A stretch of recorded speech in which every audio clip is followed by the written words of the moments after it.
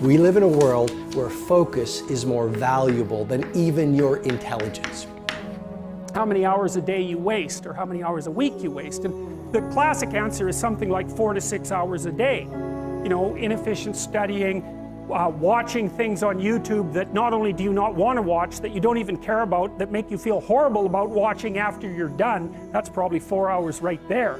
You know, you think, well, that's 25 hours a week, it's 100 hours a month, that's 2.5 full work weeks, it's half a year of work weeks per year. And if your time is worth $20 an hour, which is a radical underestimate, it's probably more like 50 if you think about it in terms of deferred wages. If you're wasting 20 hours a week, you're wasting $50,000 a year. If you look at many of the most creative and productive people on the planet, they are doing and working in such vastly different ways.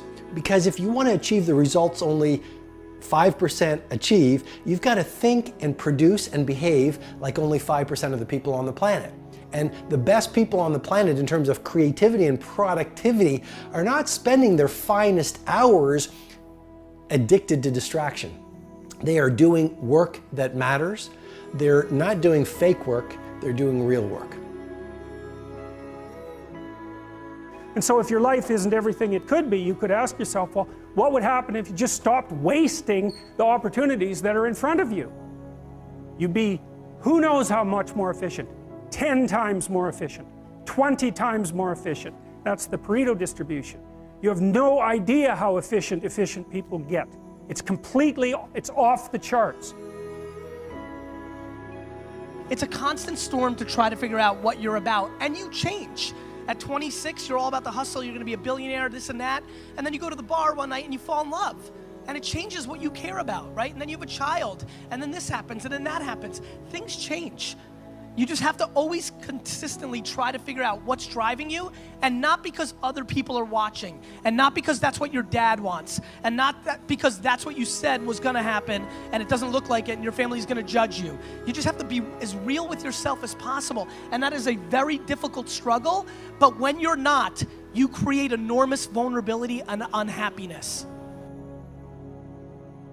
A lot of us get to work and we spend our best hours on our least important activities. We get to work and we start checking our social feed. We get to work and we check our text. We get to work and we chit-chat at the water cooler about the latest TV show that we watched last night. And research has shown that the morning hours are when you have the most focus, when you have the most energy, and when you have the most willpower. And so you want to use that first 90 minutes, you know, that is game time, that's show time.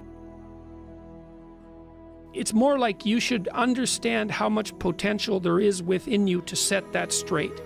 And then you should do everything you can to manifest that in the world, and it will set it straight. And that's better than self-esteem. It's like you're in a crooked, horrible position. Okay, fine, there's a lot of suffering and pain associated with that. Yeah, you can't just feel good about that because it's not good. But you can do something about it. You can genuinely do something about it. Listen, you have to understand, just because you're a human being doesn't mean you're entitled to be a successful entrepreneur. They do what everybody else does in every genre. You want to be an NFL player and an NBA player, you try, you're not good enough, you do something else. You want to be a famous actor, you go to LA, you wait tables, you try to be on a show, it doesn't happen, you do something else. I don't know what they do, like something else. Your environment is so important. What I'm suggesting to you as the second piece of technology to really 100 times your productivity is this. Install environments of tight bubbles of total focus. So install these tight bubbles of total focus and create these Menlo labs where you're completely distraction free.